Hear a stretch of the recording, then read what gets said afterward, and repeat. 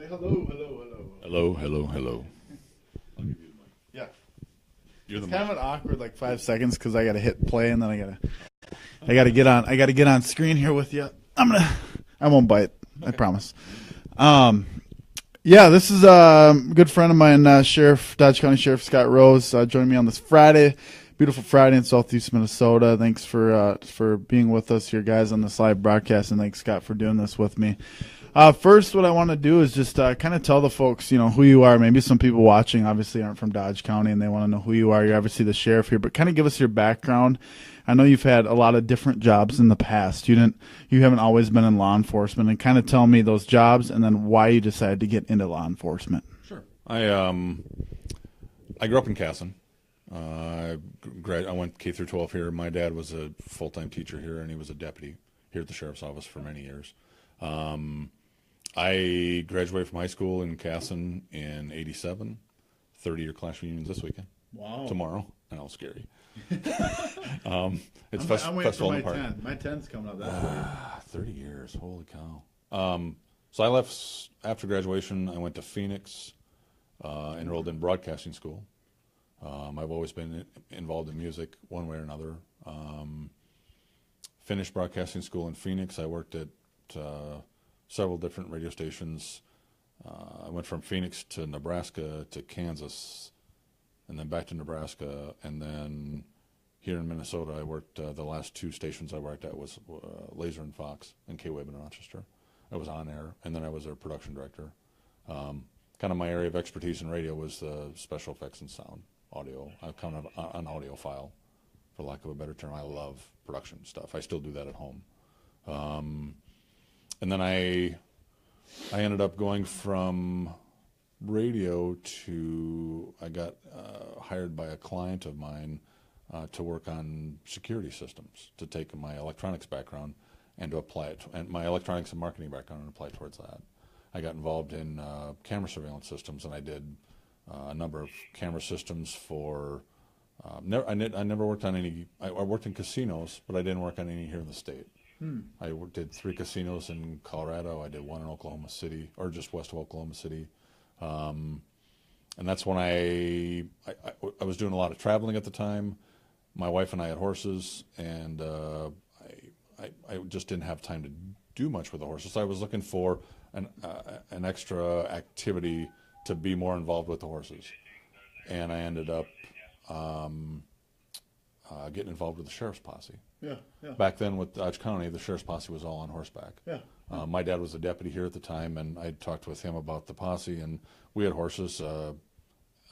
We've had horses forever, still do, and got involved in the posse, did parades and did security on horseback, and part of the posse requirement was doing ride-alongs once a month. And I started doing ride-alongs, and I got hooked. I loved it. I loved the patrol side. I loved working nights.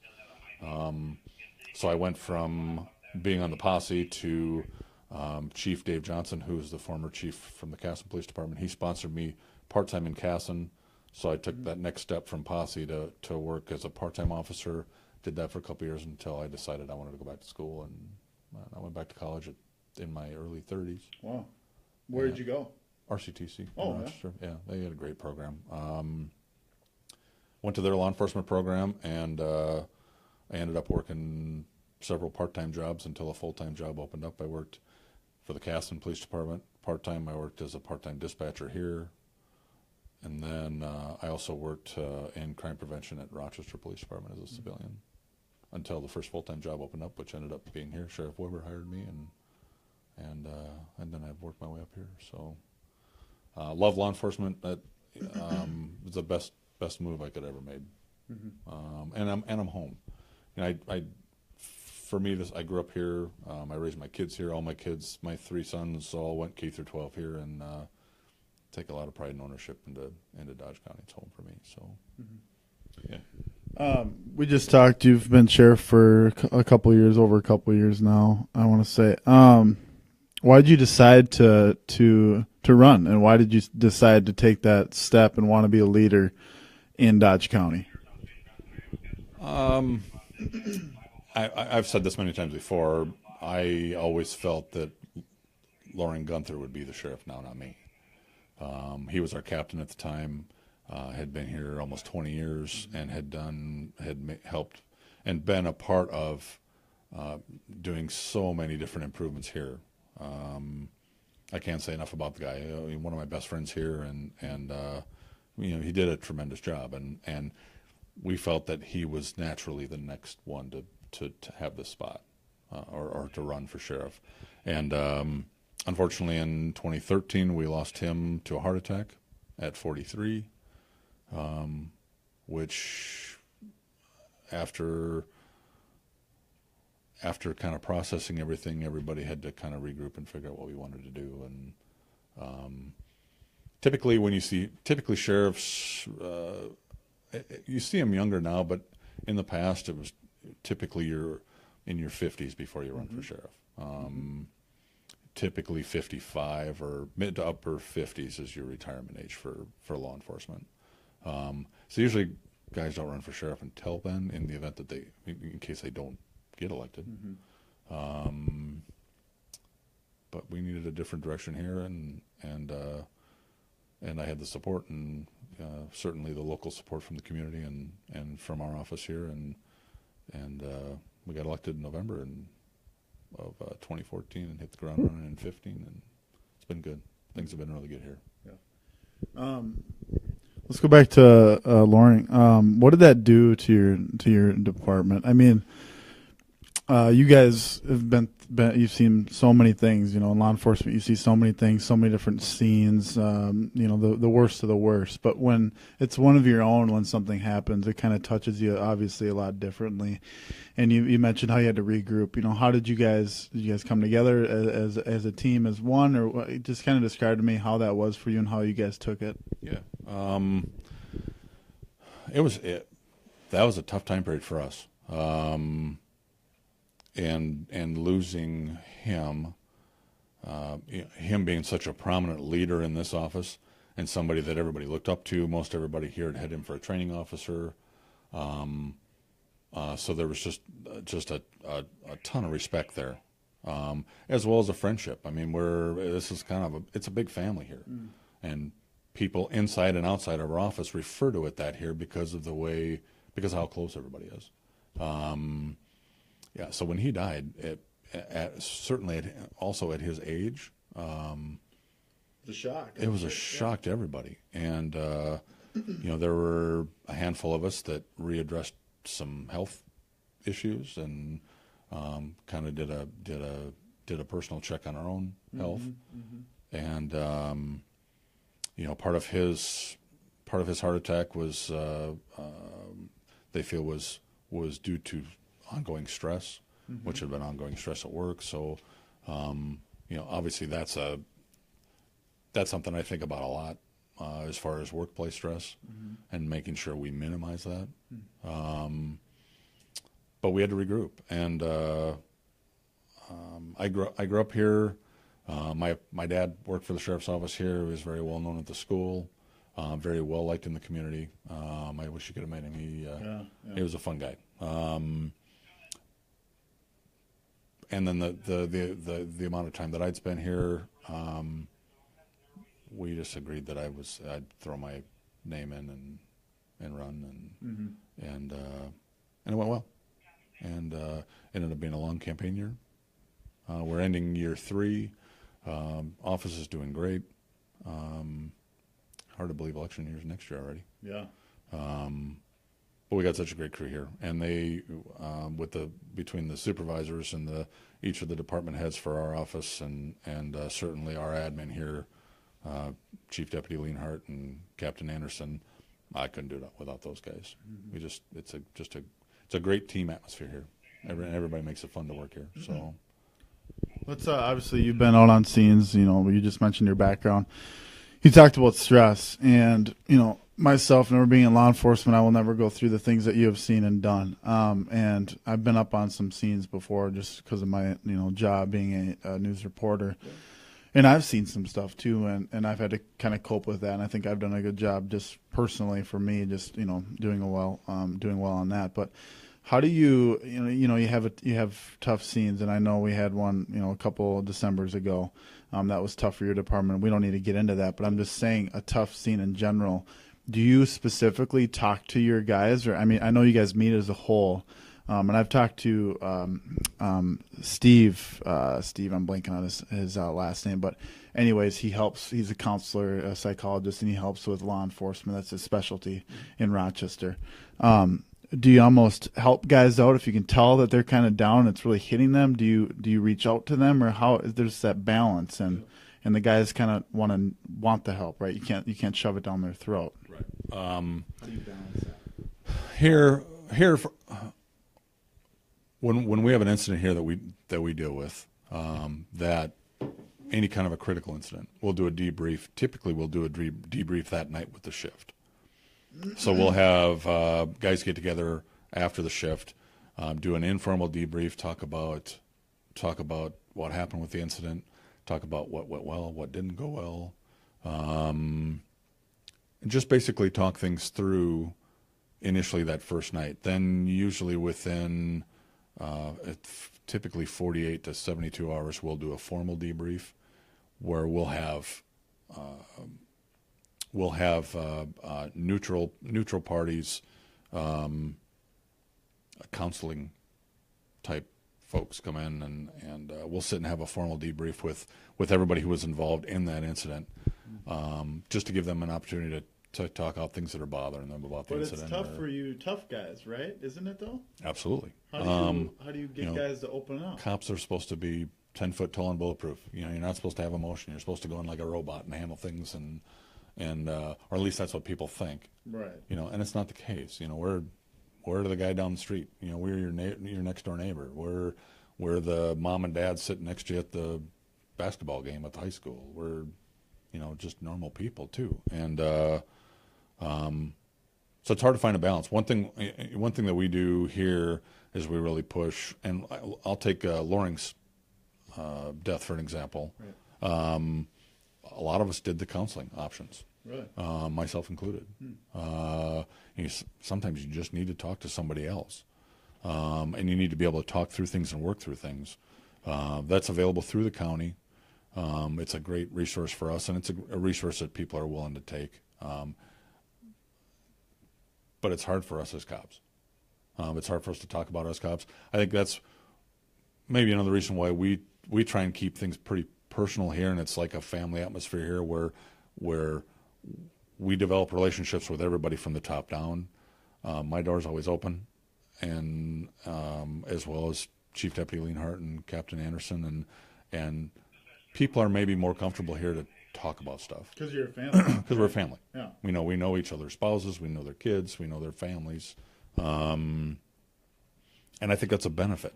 It's a benefit to having that transparency with your guys. With your guys. And gals. Yeah. And I refer to them as the guys, but it's the guys and gals.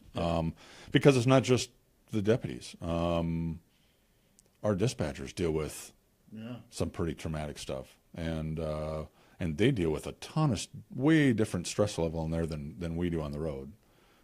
For example, with the McNeely's incident that we had, I was just gonna bring that up, the dispatchers that we had, they were rock stars in dispatch. Everything that they had to deal with, all the calls, all the organization, all the arrangements with the different agencies, monitoring incident command for medical, monitoring incident command for fire, monitoring incident command for law enforcement. It takes a special person. Absolutely, absolutely, talented. Absolutely. My biggest complaint, or not complaint, my biggest beef with dispatch is the fact that the state doesn't recognize them as essential employees. Really? Which is, to me, is ridiculous, because What's that mean? it puts them in a different category, and as far as retirement, as far as you're served. They technically, a dispatch center can strike, which, being non-essential, you can strike, and I don't know what we would do. I mean, I can't even imagine. But that job has changed so much, and the technology in that job has changed. They may be running a dozen computer systems in there at one time, plus taking all the phone calls, dealing with all the radio traffic. We don't have the luxury of some of the larger agencies that may have 5 or 6 people one taking calls, one dealing with fire, one dealing with medical. Right. Well, they do. And for us, we're a smaller agency, and we have 2 dispatchers in there that handle everything. So to minimize their job and say they're non-essential and that they don't deal with the same amount of stress or just to minimize that position, I don't know what we would do on the road without them. Yeah. We'd be lost. Has that always been the deal? Yeah. Okay. And the job has changed a lot. When I was dispatching, you had a basic computer system where you were able to run license plates and driver's licenses, and you had everything on a notepad, so you wrote everything longhand, and then you answered the radio and the phone. And now the amount of different computer systems and the amount of multitasking that they have to do in there is enormous. It's tremendous. Mm-hmm. To the point where when I work nights, there are times back then where we'd just have one dispatcher. Actually, most of the time back then it was just one dispatcher working, and even to come in and give them a break. Back then, as a night deputy, because it was just phones and the radio, I could come in and sit down and help them at least take calls or whatever, so they could take a break. Right. Now we can't even do that. Yeah. So we have to make sure we have at least 2 people in there, and for them to be a non-essential classification is ridiculous, I think. So hopefully we can get that changed at the legislature. Let's talk about what you've done so far. I mean, I think when people in Southeast Minnesota and even Minnesota look at Dodge, they think, "Oh, look what Dodge is doing. Let's try and do what Dodge is doing." You're very proactive. What you've done with security here, keeping the judge safe, keeping employees even safe beyond that security checkpoint, as well as any other upgrades downstairs, everywhere in the building. Kind of describe to me why you guys took that step and why that is beneficial to Dodge County taxpayers. Yeah. We really focused on public safety and security in the building. Statutorily, one of my big responsibilities here is the security of the judge. Mm-hmm. So we looked at reevaluating everything from the standpoint of how court's being handled, from the standpoint of how transports are being handled or detainees, how we're doing booking, how things are handled, or security or other issues are handled within the public safety area of the courthouse. We took a step back and looked and reevaluated everything there, and through a group effort, a committee that was put together with the judge's office and our office and county admin and probation, we all got together and assessed the areas that we felt were weak and needed changes. Obviously, when you come into our courthouse now, it's completely different from the standpoint of weapons screening. Mm-hmm. We wanted to make sure that the public safety area is a weapons-free area for the safety of our county staff, as well as the safety of the public that's coming to visit or coming to go to court or whatever the case may be. We added full-time weapons screening in the annex out here, the bag screener, so everything's either metal detected or X-rayed. We check mail. We check everything that goes into public safety. So the public safety area for our courthouse includes sheriff's office, county attorney, public defender's office, probation, drug court, victim services, and court administration, and courts. So anybody that goes into those areas are screened. Mm-hmm. And we looked at model programs from various counties, especially Washington County. Bill Hutton was the sheriff up there, and he did. He's now the director of the MSA, but he was sheriff there at the time and did an amazing job up in Washington County. So they were kind of a model county for us to look at, and we have Judge Williamson, who is just a fantastic judge here. The relationship that our office has with court administration is like no other we've ever had. Why is that? She takes a lot of ownership into this community. Mm-hmm. Into the county, into what happens here at the courthouse. She's no nonsense in the courtroom. She's fair, but she's tough.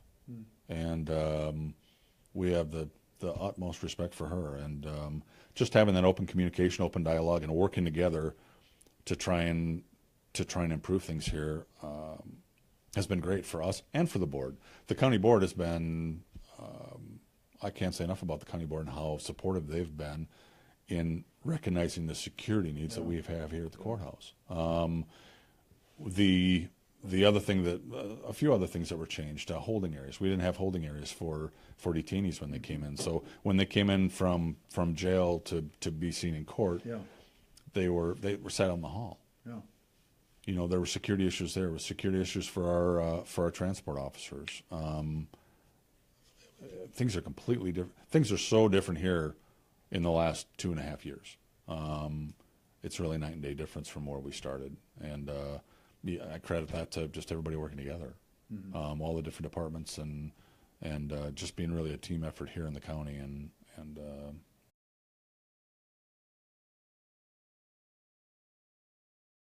the City of the East, the Rochester, the DMC, and that plays a factor too into being more secure here too. When you have more people in the county, and we can get into more about the times what we're going through right now in this day and age. We'll get to that soon, but I want to talk about how you look to Rochester and how that's growing. Do you ever, as a department, open up a jail? Do you try to, or is that something in the future that you want to implement? Or what are the things in the future that you're looking at that, okay, are going to cost maybe some big bucks, but they're going to need to be important and be, again, transparent for, everyone around here and also the community of Dodge County? Yep. The projections they have for growth, at least for the east part of our county, the Castle-Manorville area, we're looking at a 28% increase in growth over the next 20 years. Is what the estimate is. Yeah. And if you look at the building permits, certainly in the Castle-Manorville area, there's a tremendous amount of growth on this side of the county, and it's all people working in Rochester typically. Yeah. So for us, from a law enforcement standpoint, I think one of the most important things for us here is we want to have a strong presence in the county. From two different standpoints. One, on the standpoint of being tough on crime and being very proactive here. We want the growth is a good thing. We see that as a positive here, but we want to attract the right kind of growth as well. We want people to want to come here for the right reasons. And if we're working hard on different crime aspects or different crime prevention aspects here in the community, and we promote it openly, and we're transparent with the community, and we develop that relationship with the community to help make this a safer place for us to raise our families and our kids, that's the kind of place that people are going to want to go to raise their families outside of Rochester. And those are the kind of families we want to draw here. Does that make sense? So we want to make sure that they know we're going to take care of them. And we're not just saying it, we're doing it. We're not, you can talk all day long about it, but we walk the walk as far as trying to be as proactive as possible on the street, and whether it's on the streets or in the schools with our school resource officers, or making sure things are safe up here at the courthouse. We want people to know Dodge County is a great place to live, and a safe place to live. And are the men and women that work here and serve here, whether it's in dispatch or whether it's a patrol, or we have a great records department that helps the public, and everybody works very, very hard to make this a top-notch place to be. There's going to be a lot of growth here, and with growth, there's going to be expense. I don't see a jail. No. Probably. Well, let me just get this really quick. What's the expense? Is it mutual aid for steel, or what's the expense for Dodge County taxpayers to take an inmate from here to Steele or back and forth from court? Is it a big expense every year? If you don't mind maybe just commenting on that, or would it be beneficial maybe in the future if we do grow to get a jail so we don't have to bring people back and forth, or are we not big enough for that quite yet? A couple of issues with the jail. One, the startup costs are tremendous. Really? Two, the overhead operating costs are. Anybody who builds a jail and thinks they're going to make money on it, is wrong. Going into it wrong. We have a great relationship with Steele County, and have been contracting with them since they built their new jail in Owatonna. And the rate that the pretty much the going rate in District 6 or Southeast Minnesota is around $55 a day per inmate or per detainee. So that's what we pay here. Our overall average has been up around 22 a day. And when you look at those costs, when you look at our holding costs with Steele County, you look at our transportation costs for going back and forth Much less to court. It's still considerably less than a jail. Yeah. So it would. Have you ever looked at that option? You just know it's not an option, probably. No, because the numbers are so far apart right now. Yeah. At some point, Dodge County is going to grow, and certainly as we become more of an urban area to Rochester versus rural, Yeah. That's something that we'll probably have to look at in the future. Right, exactly. Yeah. And I think there's some classifications right now. They're classifying us as urban Rochester, Really? which I think is kind of interesting because they still think of us as rural. But the chemistry of our county is very different from the east to the west side, going from primarily ag to a lot of residential on the east side with Casson and Manorville. But we'll just grow. We'll grow with the growth. The only thing I would see different possibly is another school resource officer.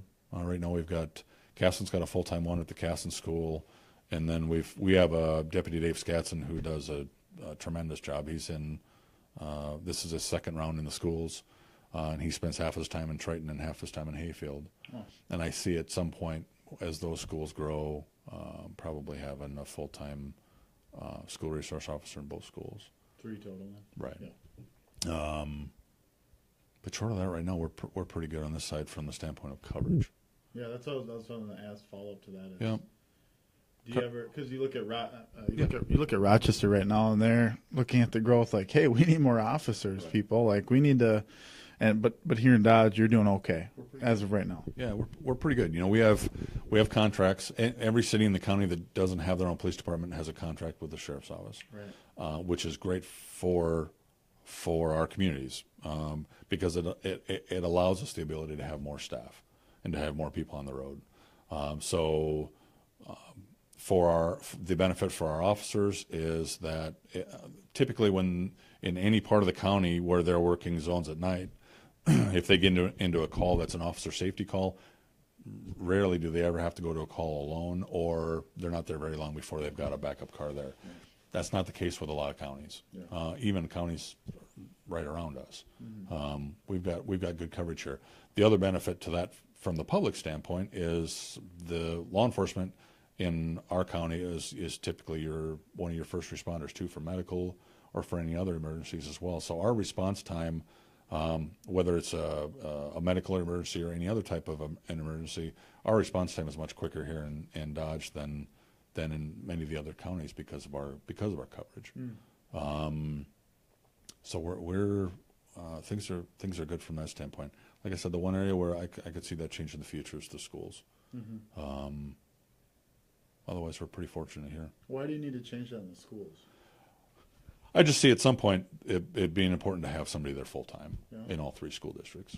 Why is that important to have an officer there with the kids? Well, to have that relationship almost. There's a couple different reasons, right? Yeah. Absolutely, to have that relationship for us to build that relationship with the kids at a younger age. Early, Yep, and to teach them that we are approachable, that we are on their side, that we're there to help, that we're somebody that they can go to if they have problems or concerns. And just to build that relationship as they go through the grades in school. On the same hand, also as a presence for anybody considering doing something stupid at the school, whether it's somebody upset with something at the school, or whether it's parent issues, or whether it's kid issues or vandalism or whatever. Presence is really important, and so the schools benefit both ways. But one we develop relationships with the kids, which in turn helps us develop relationships with the families or with the parents or the caregivers of the kids and the teachers. And it's all about, for law enforcement, as far as I'm concerned, it's all about building relationships and building trust. And the earlier age we can start doing that, the better. And our school resource officers do a great job. Like I said, Deputy Scatson, this is his second. He did 4 years in the school. I call it his second term. He did 4 years at the school, came out, did patrol for, I believe it was 4 years, and then went back into the schools again. And he does a tremendous job with the kids, and is a great ambassador for us from the standpoint of letting those kids know that we're the good guys. We're here to help, and and we're approachable. And again, it's all about building relationships with the community. Yeah, and that's so important right now. And I'm going to get into this with you because I know you're actively, especially on social media, you're posting things that are happening nationwide, and I see it, I click on it, and I'm interested in it too. How did we get here? You look at your dad, and he was in law enforcement, and back in the day, and you look at you were as well, and you look at where we're at right now in our country, right now with law enforcement, and both you and I know that you guys aren't necessarily looked at as the good guys. You might be looked at as the bad guys for some folks, and you look at what just happened, and we don't need to get into that case, but you look at what happened in the cities and how some people are saying, I don't even want to call 911 because I don't want to jeopardize my own life. And again, that's a case that's open, and still the facts got to come out. But again, we go back to, and you can blast the media. I know you have before the national media, which I agree with in some cases. But how did we get to this point, Scott? Because you've seen it. I mean, you're older than I am. You've seen it. You've seen it all, happen. How did we get here, and what needs to happen? And again, we just talked about trust and getting that early trust with kids. Yep. But how did we get here? I think our big decline from a law enforcement standpoint happened after Ferguson and that incident. And unfortunately, a lot of the national media will latch onto a story like that, and they will the information on an officer related incident like that. There's very little factual information that's given to the public. Right. So a lot of the national media will jump on it and they'll speculate. They'll jump on what they have. They'll jump on what they have, and they'll talk to people who are in the area.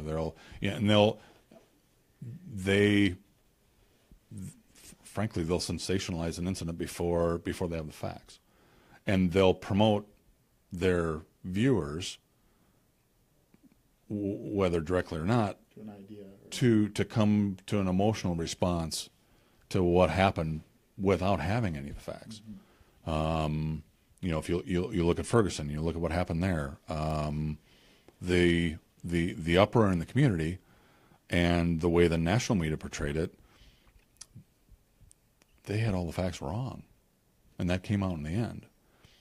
It doesn't undo what happened. I mean, it doesn't undo all the unrest and all the violence and everything that happened, because the public saw what the national media portrayed as potentially could have happened based on things people's observations that people said that they were there, and it just spirals out of control. And Minneapolis has had their issues up there. Well, Castile, it's closed. You can even talk that. Right. Well, the point with that is, if it's so easy for people to armchair quarterback a response that an officer may have seconds to respond to. Attorneys will go weeks and weeks and months armchair quarterbacking an incident where that officer had seconds to make a decision on something. And it's hard to put yourself in that officer's head, and it's impossible to do that. And figure out where that officer was at the time, why he or she decided to do what they decided to do. And in most cases, it's not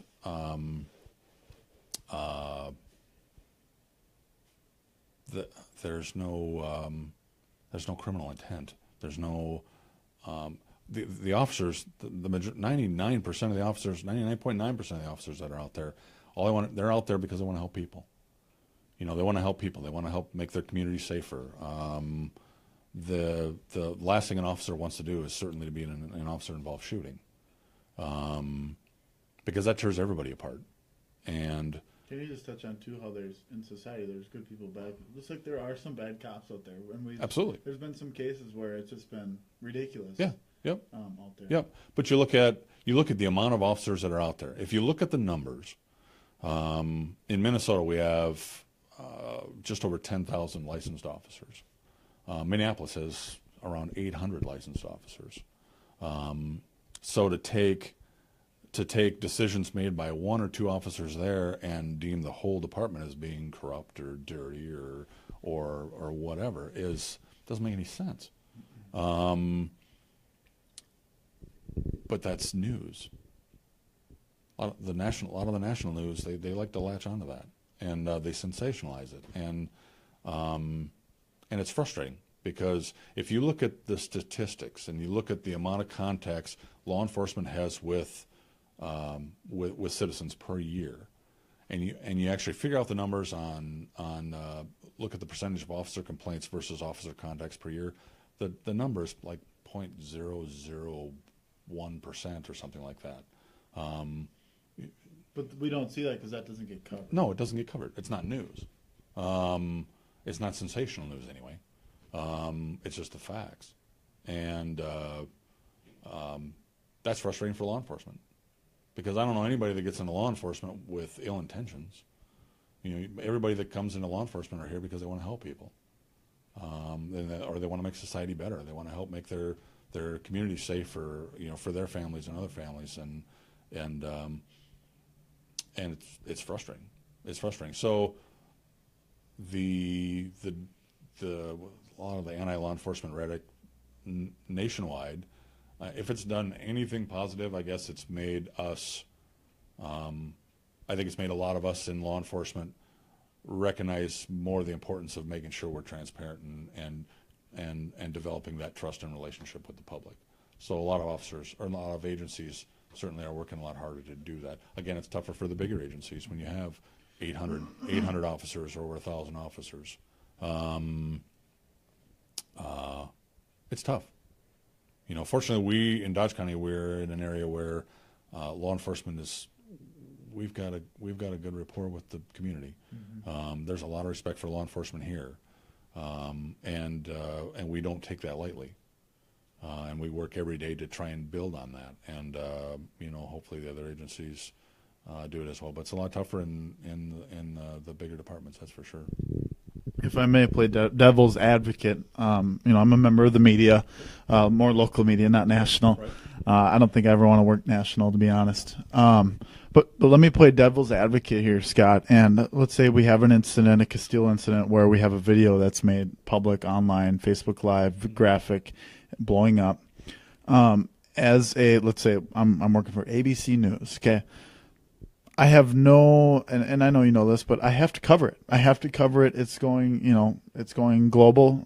It's blowing up, yep. And I need to cover it. Would you say, Carson, working for ABC News, can you cover it in the correct way instead of you're saying sensationalizing it, and again, you're saying that the majority of the blame is being put on the national media, is what you're saying. But again, I need to cover it because CBS down the street's covering it. No, and you get it, I know, but maybe your comment to that. Yeah. My only comment is stick with the facts. Aren't they or no? No, because if you look at some of these cases, knowing how it works on the backside with these cases and how organizations like the BCA handles cases, mm-hmm. There's very little information that they'll put out in the beginning because they have to protect both the victim and the officer involved. Let me quickly. Yeah. But people don't know that. People, the general public does not know that, and we live in a society where everybody is impatient nowadays. They have their cell phones, Facebook, bring me the news right now. Yep. Boom, boom, boom. I want to know the facts. What happened? And unfortunately, the public doesn't know that, and they think BCA or Minneapolis Police Department or Dodge County Sheriff's Office. What are you doing? What are you covering up, or why is it taking so long? Explain to me that process, and then maybe go back to my first question. The public doesn't know it because the media doesn't tell them. The media knows it. They know the information that they have that's factual from the agency investigating it, and then they know everything else that they're taking from bystanders or from experts who are speculating on what happened or speculating on Because you guys can't talk if you're under investigation. You can't talk. Right. And we need to, as the media, we need to keep pushing the story. Right. That's the way news works, and we need to talk to somebody that is factual, in a sense, an expert. Yep. The videos don't tell the whole story. That's what everybody thinks of videos that tell all as to what happened, but that's not the case. And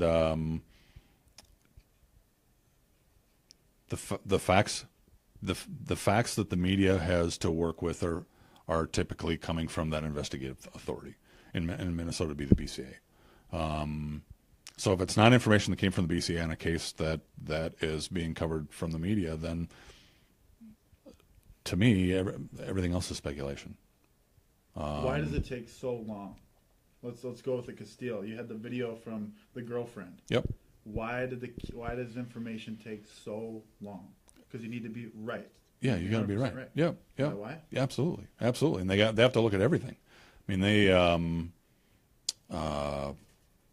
they've got to talk to everybody involved. There's not only physical evidence and interviews and video. There's forensic evidence. It's a very systematic process with the BCA. They do a great job, but it doesn't happen overnight. It's not a quick process, and the media wants something quick. They want the story. They want what happened. Just like the public, though. Absolutely, right? Yeah. absolutely. They need the story. But part of I think what sometimes the national media misses is helping to educate the public on how that process works, and letting them know what's fact versus what we're speculating or what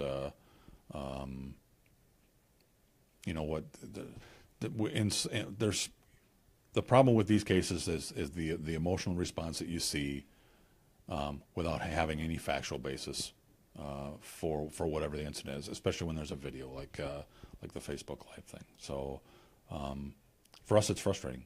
But the BCA does a great job, and they have to take their time because they have to protect everybody that's involved. Because everybody's a potential victim depending on the circumstances. Mm-hmm. And it's not a quick process. I mean, we have court trials that even in Dodge County that can take a year or it can take 2 years. Right. Nothing happens quick. So everybody kind of has to take a breath and sit back and wait for the people facts. Don't want to. They don't want it. Nobody wants to. Yeah, that's the reality. We're in an instant information society where everybody wants it now, and on cases like this, that's not practical. Mm-hmm. It's just not the way it works. So. We'll wrap it up here soon. I love picking your brain here. We look at a case, where the Castile deal, where you had video of the dash cam, but you did not have body camera, and that's something that if that incident happened here, you'd have the same parameters for video wise because you guys do not have body cameras. Let's talk about that body camera thing. This is kind of a newer thing to I think Minnesota. Talk about the expense. I mean, this is expensive that people don't realize. Maybe not so much the gadget, but storing the footage is huge. Will you guys ever explore that here? And do you need to? And I know you made the comment of the video doesn't tell all, but I think people and you would say it's still important to have in a case. But would you ever get to that point? And have you explored doing something of that nature in Dodge? Yeah, well, we'll definitely do body cameras. It's just a matter of time, and right now it's a matter of expense. Yeah. The units themselves are expensive, but that's just the least of it, the start of it. The expense for monthly storage, the expense for retention. At the legislative level, we're still not really clear necessarily what's public and private for public data requests when talking with video. We're not either, no, and everything's really new as far as what's required for video retention for public data. Whether is it 90 days, is it a year, is it 2 years? I don't know. It's once the those are the two biggest hangups for us, in addition to the expense. For public data requests for video, for example, Minneapolis, I want to say Minneapolis has or started with like a half dozen people, and all they did was video redaction. So you have to have the software, you have to have the education and experience, you have to have the staff to do it. There's so many more expenses involved to it versus just buying the equipment. When we got the squad cameras here, that was done with a racial profiling study. So it was state and federal monies involved in that. So it was grant funds to get us started with squad cameras. As a small agency in a small county, it's probably the only way at the time we were going to get cameras in the squads. But we utilize those all the time, and even that is certainly expensive from a maintenance standpoint. Right. Now, when you look at some of these cases where people are questioning why the squad camera wasn't on or off, or why the body camera wasn't on or off, as far as the body cams go, it really depends on what the department policy is. Some of them have policies where they turn them on incidents. Some of them have policies where there's certain circumstances in an incident where they need to turn them off, whether because the data privacy or the public data issue. Such a new, touchy, I think. It's deal. way new. And with squad cameras, typically they don't activate unless you have your lights on. And I didn't know that with the new case up in MPD. Right. I didn't know that. Right. So if you're rolling up on a scene and you're rolling up dark, your camera's not on unless you activate it, and you got so many other things going on, you're not going to think about activating a camera. That's why they have it set up so that it's triggered with the lights. So it's not terribly surprising on an incident like that for there not to be video footage from either the body camera or the squad camera based on the circumstances. So it's not so, but then you see some of the media jumping on that saying, okay, well they're covering that. Why didn't they? They're not using their cameras properly, or they're trying to cover up what they're doing, or whatever. I don't think the media says that, but they might portray it. Exactly, and they don't clarify it. They don't clarify it when somebody comes up with that emotional response. An open window, maybe. Exactly. Bring their own ideas. That doesn't help us. No. Because these guys are just doing their job. And devil's advocate, somebody might just say, "Oh, you're a cop. You're just, backing the cop, backing your guy, right?" And, I just know from experience being on the road. Yeah. What triggers it, what doesn't, when you may or may not, and everything that goes through your head when you're on the road, going to a call like that, or any call for that matter. You got so many different things you're thinking about when you're en route to that call. Like I said, it's so easy to micromanage the steps that, or the actions of an officer, or the perceived mistake, or whatever of the officer, and unless you're in the job, you have no idea. I want to ask this too. We've heard the idea of too quick to pull the trigger, right? We've all heard that. And maybe they did, or maybe they didn't, and that's up for debate for another day. But let's say a guy was too quick, or a girl, an officer. Do you think it all goes back to the microscope that law enforcement is in nowadays, and you've seen the ambush attacks on officers. We've seen officers killed nationally, and is that maybe part of the reason why you see maybe the too quick to pull the trigger kind of thing? Officers are that's a tough question. I know. Officers are under a tremendous amount of stress on any given day with their job. And you compound that with the stress based on everything that's gone on in the media, and based on what they think the perception of the public is of them as an officer, or the bias against them as an officer. And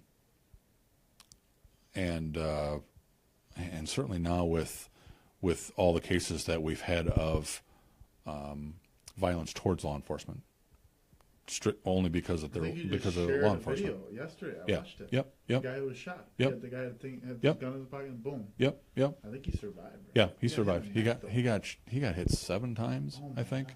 God. Survived. But it's Did he get too close? I'm just curious. With a guy with his hand in his pocket like that? it's hard to say, unless you're there, unless you see what the circumstances are. I just had a quick question. Yeah, no, things are. Law enforcement is so different now. My understanding, recruitment rate, from the standpoint of numbers and applicants, is down. The number, especially in bigger agencies across the United States, the number of people who are retiring or quitting because of family concerns of safety are tremendous. I think it was Have you seen that here? No, just bigger departments. not here. Less applicants, probably. Well, going back to that, I had a conversation with Matt Schultz down in Preston, Yep. Preston Police Chief, and even applicants he used to get hundreds, probably 5, Yep. 6, 7, which is good if you want to be an officer, right? You're going to find a job, but good luck with all the pressures. After one of the big shootings in Colorado Springs, I forget, it was a few years ago. That was one of the bigger numbers that came out. They had like somewhere between 50 and 60 guys that quit that year. Early retirement, or just outright families decided this is not. We don't want to do this. Retirement in southeast Minnesota? No, I don't think so here. Probably just because of the community. But that's the other thing that people forget too, is the amount of you look at the stress that is put on the officer, just their everyday stress on dealing with calls and seeing the stuff that they do, dealing with people in the in some of the worst cases of their lives. These guys are doing that all the time. You add to that the fact that the stress of the anti-police rhetoric, some of the national stuff going on, and put that on their families. You got kids, you got parents, you got spouses that they're saying goodbye to their loved one who goes out with a gun and a badge and Don't know if they're coming home. hoping they're going to come home. The amount of stress that it puts on families is huge. Huge. I can attest to that. And it's a tough career. So people, there's a lot of positives to law enforcement, but there's a lot of negatives to the career, and there's a lot of long-term negatives to the career. People get into it because they want to help people. And a lot of them get into it knowing that there's some challenges in the career, but they have that will to want to help the public and want to do something a little, as cliche as it sounds for me, being here in Dodge County and working in Dodge County where I grew up, where a lot of my friends live and are raising their families. I just want to do my little part to help make it a little bit better place for them to raise their kids and to raise their families, and for other people to come here and have the same experiences as I had growing up, and that's the majority of the cops out there. That's the type of people that we hire. It's not the anti-police rhetoric garbage that you hear on the media, on the national media. You're going to have some bad apples in every walk of life, in every career field. But if you look at the percentage and the percentage of bad apples per se in law enforcement, that percentage is probably less than clergy, frankly. But the numbers are sensationalized with incidents like Ferguson and some of the ones after that. And people like to jump on that. People, unfortunately. And again, it's making an emotional decision before having any factual basis to make it. So. And people wouldn't think that it would affect us here, but it does. It affects your officers. It really does. Yeah.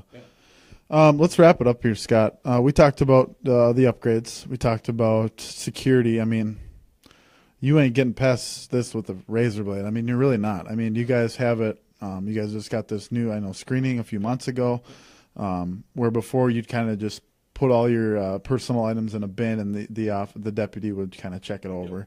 But now it's everything. Everything is getting screened. And also dispatch too. This new 911 system. Yeah. You guys got that too as well. What is the next kind of things that you're looking at that you want to upgrade on to be proactive? Maybe it isn't necessarily going to happen in the next few months, but maybe in a year, maybe in 2 years. I don't know. You got to get reelected too when that happens. But what are you looking at?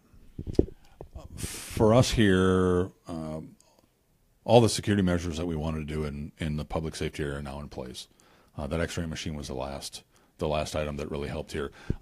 Interesting enough, it'll also identify narcotics because it looks at atomic numbers of materials going through the machine. So it's a pretty sophisticated piece of equipment. So we're confident that everything beyond that public safety screening area, everything within public safety is clean and safe.